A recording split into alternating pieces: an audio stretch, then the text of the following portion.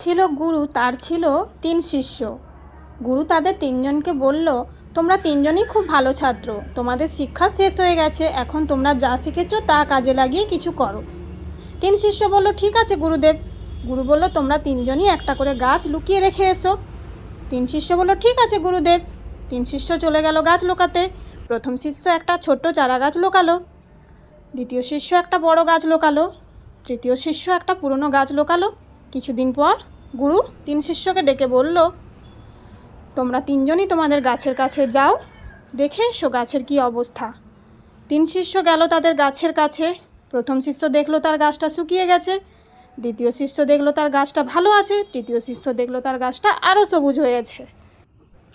এরপর তারা 3 জনই ফিরে এলো গুরুর কাছে। গুরু বলল, তোমরা 3 জনেই বলো তোমাদের গাছের কী অবস্থা। প্রথম শিষ্য বলল, গুরুদেব আমার গাছটা শুকিয়ে গেছে। গুরুদেব বলল, তুমি গাছটা ভালোবাসোনি, গাছটাকে জল দাওনি, সার দাওনি। দ্বিতীয় শিষ্য বলল, গুরুদেব আমার গাছটা ভালো আছে। গুরু বলল, তুমি গাছটাকে যত্ন নিয়েছো, তুমি গাছটাতে জল দিয়েছো, সার দিয়েছো। তৃতীয় শিষ্য বলল, গুরুদেব আমার গাছটা আরও সবুজ হয়ে গেছে। গুরু বলল, তুমি গাছটাকে ভালোবেসেছো, গাছটাকে জল দিয়েছো, সার দিয়েছো, আর তার সাথে যত্ন করে গাছের সাথে কথাও বলেছো। গুরু বলল, এই হলো শিক্ষা, তোমরা 3 জনই শিখেছো, কিন্তু তৃতীয় শিষ্য সবচেয়ে বেশি শিখেছে।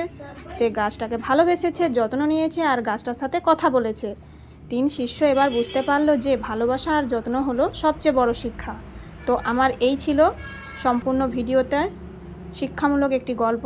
আমার এই গল্প আপনাদের কেমন লাগলো অবশ্যই জানাতে ভুলবেন না। ভালো লাগলে লাইক কমেন্ট করে পাশে থাকবেন। আর এরকম নিত্য নতুন শিক্ষণীয় ভিডিও দেখতে চাইলে অবশ্যই চ্যানেলটিকে সাবস্ক্রাইব করে পাশে থাকবেন। এবং এইভাবে আমার সম্পূর্ণ ভিডিও দেখার জন্য এবং গল্পটি মন দিয়ে শোনার জন্য আপনাদের সকলকে জানাই অসংখ্য ধন্যবাদ। অবশ্যই ছোট্ট করে একটা লাইক কমেন্ট করে পাশে থাকবেন। এরকম সুন্দর সুন্দর শিক্ষণীয় গল্প এবং নতুন নতুন ভিডিও আরও দেখতে চাইলে আমি আপনাদের সামনে অবশ্যই নিয়ে হাজির করব এরকম ভিডিও। দেখা হচ্ছে নেক্সট ভিডিওতে। সকলে ভালো থাকবেন, সুস্থ থাকবেন, আর অবশ্যই শরীরের যত্ন নেবেন।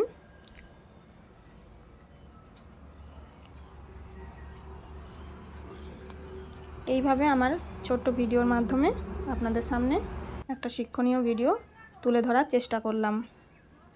এই গল্প থেকে অবশ্যই আপনারা নিজেদের জীবনে কিছু শিক্ষা নিয়ে বাস্তব জীবনে কাজে লাগানোর চেষ্টা করবেন। আশা করি সবাই উপকৃত হবেন।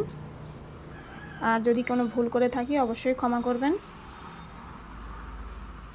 ছোটোখাটো ভুল ত্রুটি হয়ে থাকলে নিজ গুণে ক্ষমা করে পাশে থাকবেন।